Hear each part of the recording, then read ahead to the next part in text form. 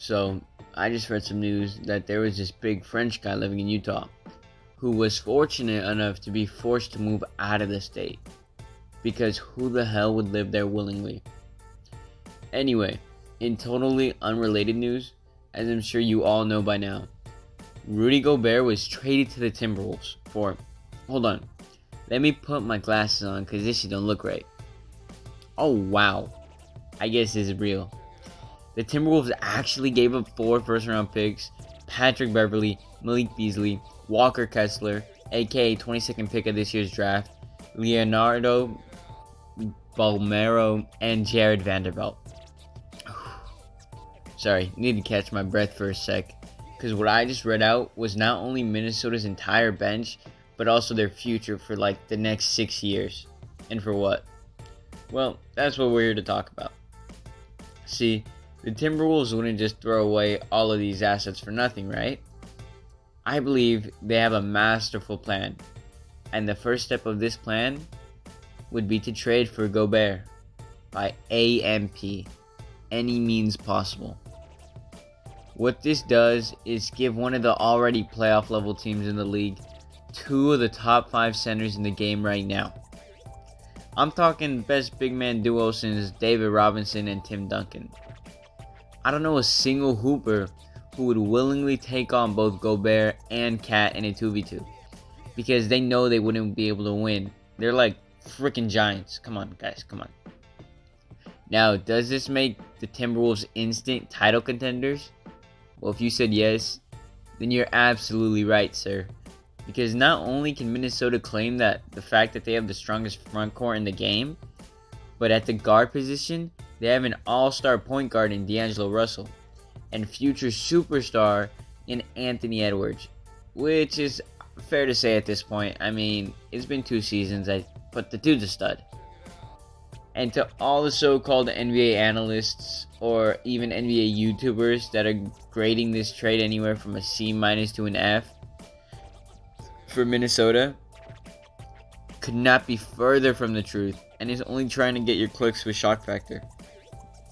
Because their argument for why this is a bad trade on Timberwolves' part is usually either because it's a massive risk, especially when we're talking salary, because Rudy Gobert is in the middle of a massive contract over the next 4 seasons, and Towns just agreed to a 4-year, $200 million deal himself.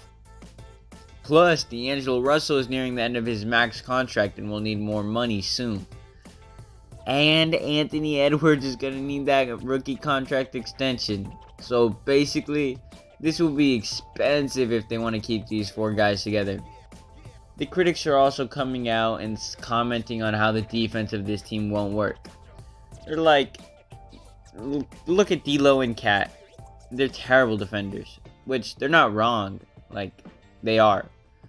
But Rudy Gobert has been known to carry teams on the defensive end. I mean, his superstar teammate, Donovan Mitchell, didn't know the defensive end of basketball even existed. So, D'Lo can't be that bad, right? Them haters are also going to be like, how chemistry matters. Like, come on, dude. Superstars don't need to love each other for teams to play well together on the court. I mean, Ray Allen and Rajon Rondo are living proof of this. The dude Ray tried his ass off to get Rondo traded. Yeah, it got that bad. And yet, they still want to chip together. And that's not even mentioning the fact that Kevin Durant didn't really get along with many of his OKC teammates. I'm not making this stuff up.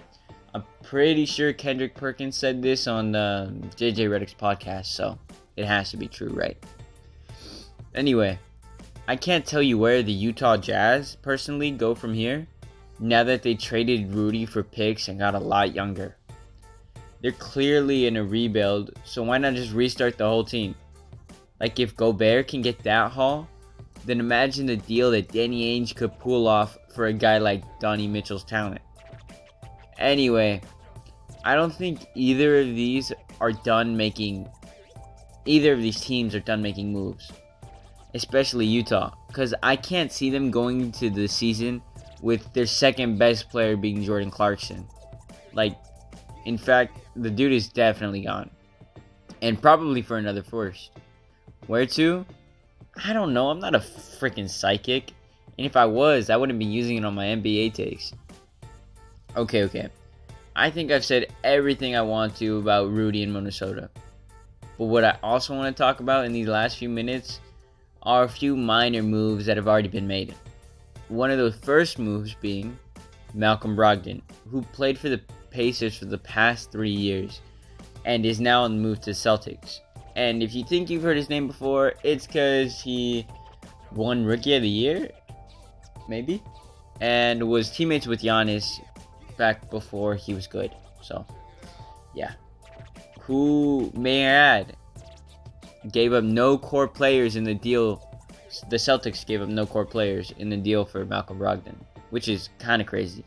In fact, they only traded like role/bench players in Daniel Tice, Aaron Naismith, Nick Staskis, Malik Fitz, Juan Morgan, and a first. Yeah, a bunch of nobodies.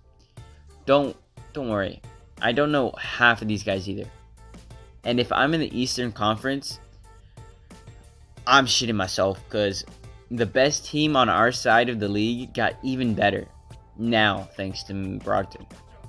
The Celtics finally have a true playmaking point guard. No offense to Marcus Smart, but that just ain't his playing style. And what makes this deal even crazier now is the fact that the dude who just won Defensive Player of the Year might not even be starting next season because of how good the Celtics are. Unless Ime Udoka decides to slide the starters down one position, move Smart to shooting guard, Brown to small forward, Tatum to power forward, and I don't know whoever at center. Oh, Robert Williams. Which sounds very complicated, but not impossible. Anyway, for the Pacers side of things, they're clearly looking at a few rebuilding years ahead of them. And they know what that's like. And the thought of moving a star that wasn't in their plans for the future just made the most sense. Like, Brogdon, he wasn't the future of that franchise. So, move him now while the value's high and get what you want for him. Anyway, that's all I wanted to talk about for now.